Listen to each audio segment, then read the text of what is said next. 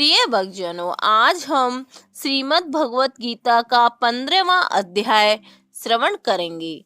श्री भगवान ने कहा, हे अर्जुन, इस संसार को अविनाशी वृक्ष कहा गया है, जिसकी जड़ें ऊपर की ओर हैं और शाखाएं नीचे की ओर, तथा इस वृक्ष के पत्ते वैदिक स्रोत हैं। जो इस अविनाशी वृक्ष को जानता है, वही वेदों का जानकार है। इस संसार रूपी वृक्ष की समस्त योनियां रूपी शाखाएं नीचे और ऊपर सभी ओर फैली हुई हैं। इस वृक्ष की शाखाएं प्रकृति के तीनों गुणों द्वारा विकसित होती हैं। इस वृक्ष की इंद्रिय विषय रूपी कौपलें हैं। इस वृक्ष की जड़ों का विस्तार नीचे की ओर भी होता है, जो कि शैकाम कर्म रूप से मनुष्यों के लिए फल रूपी बंधन उत्पन्न करती है।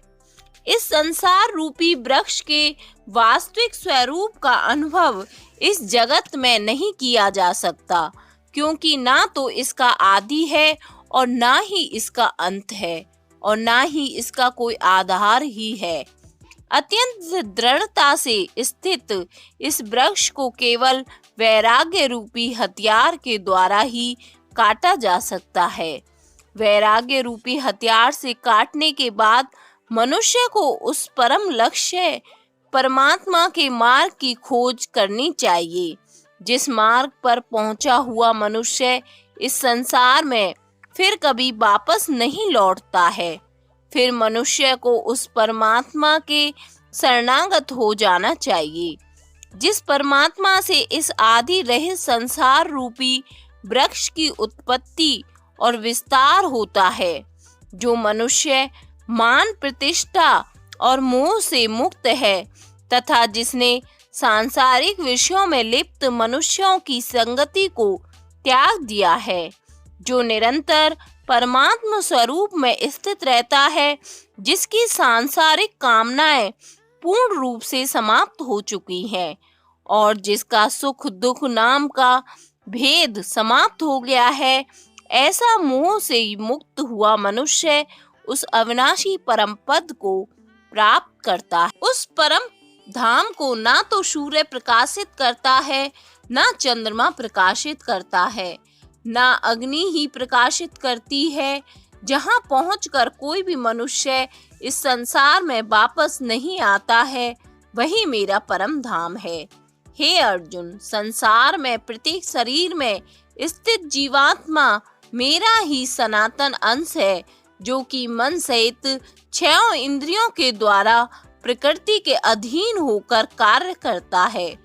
शरीर का स्वामी जीवात्मा 6 इंद्रियों के कार्यों को संस्कार रूप में ग्रहण करके एक शरीर का त्याग करके दूसरे शरीर में उसी प्रकार चला जाता है, जिस प्रकार वायु गंध को एक स्थान से ग्रहण करके दूसरे स्थान में ले जाती है। इस प्रकार दूसरे शरीर में स्थित होकर जीवात्मा कान, आंख, त्वचा, जीव, नाक, मन की सहायता से ही विषयों का भोग करता है। जीवात्मा शरीर का किसी प्रकार त्याग कर सकती है, किस प्रकार शरीर में स्थित रहती है और किस प्रकार प्रकृति के गुणों के अधीन होकर विषयों का भोग करती है। मूर्ख मनुष्य कभी भी इस प्रक्रिया को नहीं देख पाते हैं। केवल वही मनुष्य देख पाते हैं जिनकी आंखें ज्ञान के प्रकाश से प्रकाशित हो गई है। योग के अभ्यास में प्रयत्नशील मनुष्य ही अपने हृदय में स्थित इस आत्मा को देख सकते हैं, किंतु जो मनुष्य योग के अभ्यास में नहीं लगे हैं, ऐसे अज्ञानी प्रयत्न करते रहने पर भी इस आत्मा को नहीं देख पाते हैं। हे अर्जुन, जो प्रकाश सूर्य में स्थित है, जिससे समस्त संसार प्रकाशित होता है, जो प्रकाश चंद्रमा में स्थित है, जो प्रकाश अग्नि में स्थित है, उस प्रकाश को तू मुझसे ही उत्पन्न समझ। मैं ही प्रत्येक लोक में प्रवेश करके अपनी शक्ति से सभी प्राणियों को धारण करता हूँ और मैं ही चंद्रमा के रूप से वनस्पतियों में जीवन रस बनकर समस्त प्राणियों का पोषण करता हूँ। मैं ही पाचन अग्नि के रूप में समस्त जीवों के शरीर में स्थित रहता हूँ।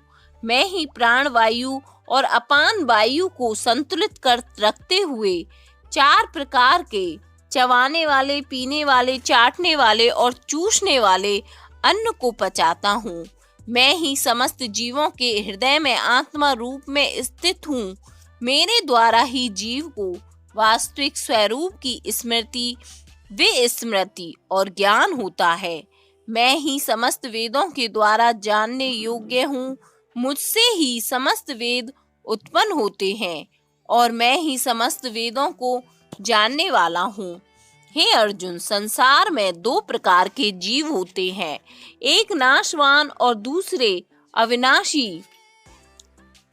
इनमें समस्त जीवों के शरीर तो नाशवान होते हैं और समस्त जीवों की आत्मा को अविनाशी कहा गया है। परंतु इन दोनों के अतिरिक्त एक श्रेष्ठ पुरुष है जिसे परमात्मा कहा जाता है। वह अविनाशी भगवान तीनों लोकों में प्रवेश करके सभी प्राणियों का भरण पोषण करता है।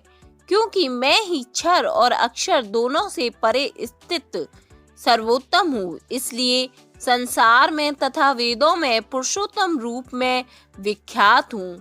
हे भरतवंशी अर्जुन, जो मनुष्य इस प्रकार मुझको संशय रहित होकर भगवान रूप से जानता है, वह मनुष्य मुझे ही सब कुछ जानकर सभी प्रकार से मेरी ही भक्ति करता है।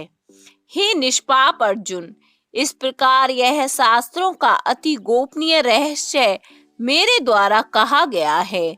हे भरतवंशी, जो मनुष्य इस परम ज्ञान को इसी प्रकार से समझता है, वह बुद्धिमान हो जाता है।